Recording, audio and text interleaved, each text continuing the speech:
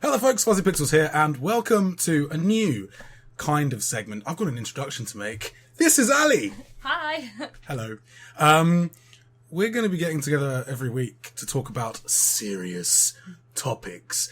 Welcome to a new segment I'm going to be calling Real Talk. Yes. Yes, the most serious topics of conversation. Very serious. Very serious. Super serious. And because we're both massive Star Wars fans, which is kind of why we're together, we're kicking off with something a bit special, aren't we? Yep. Yeah. We are. What is the best Star Wars film? And I'm going to let you start. Because, you have some interesting thoughts on this. Well, stroking his beard. You don't have a beard, you can't really do that. No. I think I had fairly normal thoughts on this, because I think that Return of the Jedi is clearly the best Star Wars film. It's not, it's Empire, but I'm intrigued to know why. Why do you think Jedi is the best film? So many reasons. Give me your best reason. What's the best reason for Jedi being the best film? Oh, but it's so hard to choose. Yeah, we're going to go through loads of them. Okay, I think Han Solo, I have to say. He has some great lines, and he just has the best run ever when he's running away. It's just just the best. He's like, go, and he's running along. And it's just hilarious. So, by your logic, if you think Han Solo is the best character, Jedi has to be the best film.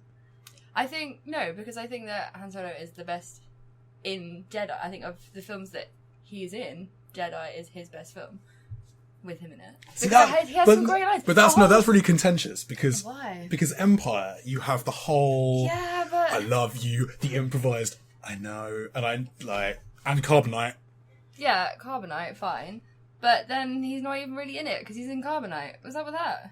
But there's that whole build-up. Okay, so Empire's the darkest film in the trilogy. Yeah. It's the beating heart. But everyone's crap at it. Lando is like a horrible person. Like, everyone's sort of like, oh, it's a bit of snow. Oh no, what are we going to do? It's snowy. Sorry, I don't like snow. You don't like snow? I don't like snow in life, so. But like the Hoth scene is the best scene. It's like the best action sequence. Really? Yeah. Really? Don't you think like the whole getting down the shield with like Lando being awesome and Admiral Akbar, hello? Like, it's a trap! It's a trap! Which is your favourite line? That is my favourite line in the entire 6 films. It's a trap! So tell me, how does Empire beat that? For you? Well, okay, so Empire, for me, Empire is like the beating heart of the trilogy. Like, because it's the darkest one. Because it's in the middle. Because you have, it focuses a lot more on like character rather than spectacle. So you actually get all of the emotions and all of the storylines make more sense in that. And So, I think like the most iconic, the best character in Star Wars is Darth Vader. Right, okay. And Empire... Apart from R2. Who's like R2's the best. R2's literally the best.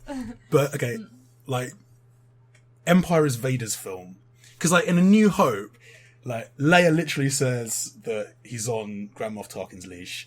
And in, like, Episode 6, in, like, Return of the Jedi, the Emperor is just hamming it up. And he's amazing. Like Ian McDiarmid is amazing. And he's just like... Yeah. Your faith in your friends is yours. Vader's film is Empire, and he just bosses it. Like when he gets onto Hoth and he's just like storming about into the snow caves, being like, "Where are they?" That is amazing. And then you've got the Luke, I am your father, which is the best twist ever. And then like he chops off his hand, so like Luke becomes Vader almost. Like it's ridiculous. It's amazing. It's so good. And best lightsaber battle in anything. Because it's so emotional, right? And it starts off so awesomely, and they're just like, he's really like hacking at him, and then he just stands there, like, he's just like really zen, and just goes, and like the gas cannons just start coming off the wall, and it's just the best thing, and then Luke's just being bombarded because he's not ready, and Yoda, he's not ready because he's an idiot. Another reason. Yoda is also Yoda's also in Return of the Jedi. Yeah, but he's dying. Yeah, but he's still cool.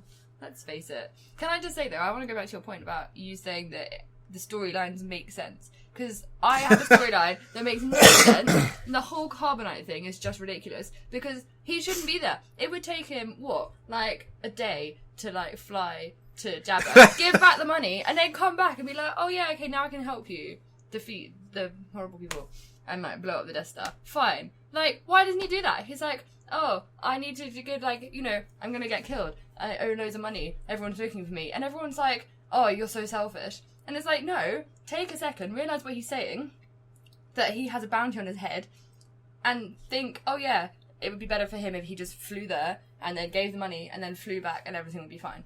And that really annoys me, because it's not believable. It's stupid. And it doesn't make sense. So when he gets frozen, it's like, you're an idiot. Like, that's everyone else's fault. I blame Leia. But that's the thing. Like, maybe he's just trying to be like, I realize this princess woman, and if I leave, maybe she's going to get it on with this, like, hotshot pilot dude who's actually her brother, but nobody knows that yet. Yeah. But, fine, then it's Leia's fault for leading him on, thinking that she's going to, like, do something with Luke. I don't know. Do you see my point? I do see your point. Ridiculous? Like, the thing is, though, like, if you had a bounty on your head from, like... I'd go and sort it out. Yeah, but would you... Maybe he's scared. There's a massive, like, slug dude with, like, a monkey, with, like, a space monkey living in his belly. Best name ever, Salacious Crumb. Just the best thing. Most useless, pointless character ever, but amazing name. Yeah. And, you know, he kills people for fun. Like, a dancer gets a little uppity, so he feeds her to a rancor.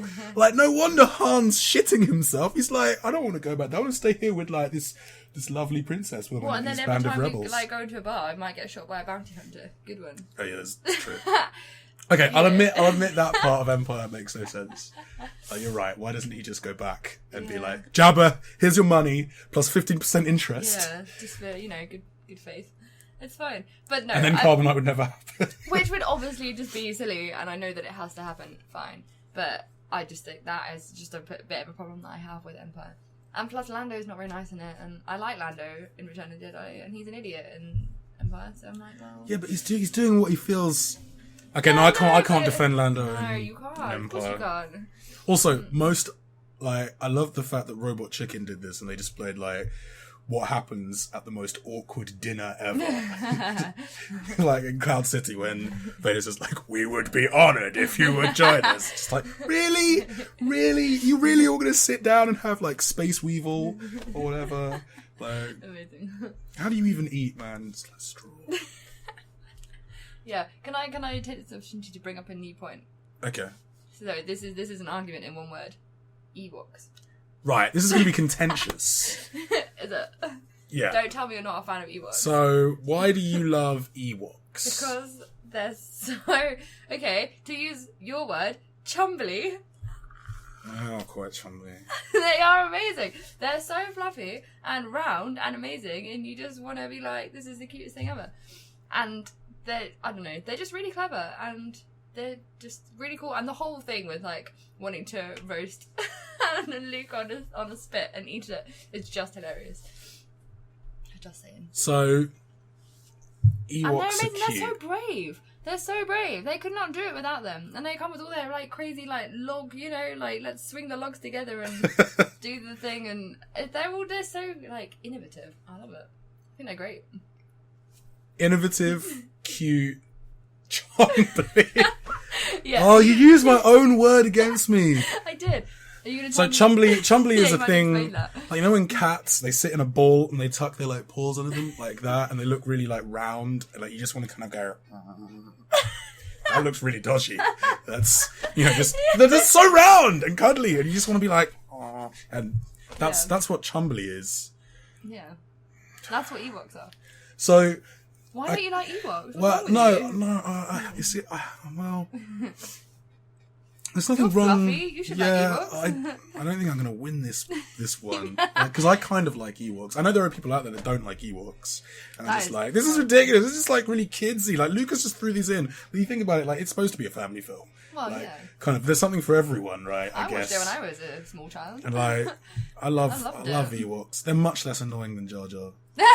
We're not going to talk about the original trilogy. Like, we're going to get to that. another point. We're going to get to Phantom Menace. And that will be a whole new conversation. Yeah, that will. Yeah, but like for me, so you've got the Battle of Endor, which is amazing. Which is awesome. Yeah. It is amazing. And you're right, there are some innovative things that the Orcs do with logs. And it does get really sad when like one of them gets blown up. Do you know what? That makes me cry every time. It's so upsetting. I used to have to wind forward. Like when we had the video, I used to have to wind forward through that bit. Or I'd have to leave the room for 5 minutes when I knew that bit was coming. Because when the other one's like leaning over it and like making that like really squeaky noise and it's so sad. It's really, really devastating. Just saying. So that is devastating.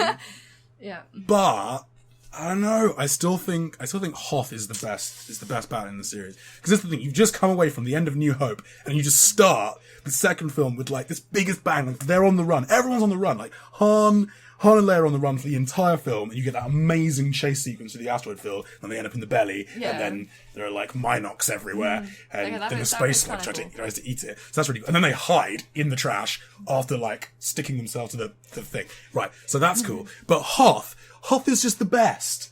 Hoth is so. I know you hate snow, but this is the thing. Like that really shows. It really shows the rebels being.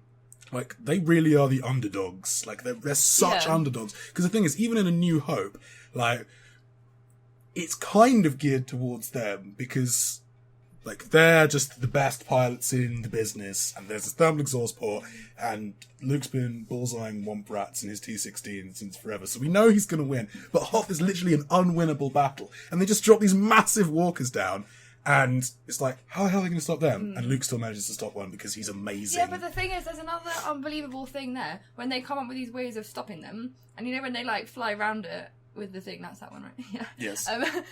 But then they only do it once, and then it's like, oh no, but there are like 4 more. Oh, what are we going to do? And it's like, well, it took you like 2 minutes to do this really cool thing that got rid of one of them completely. And then why can't you just do that for the other 4? Like, what? They didn't even try.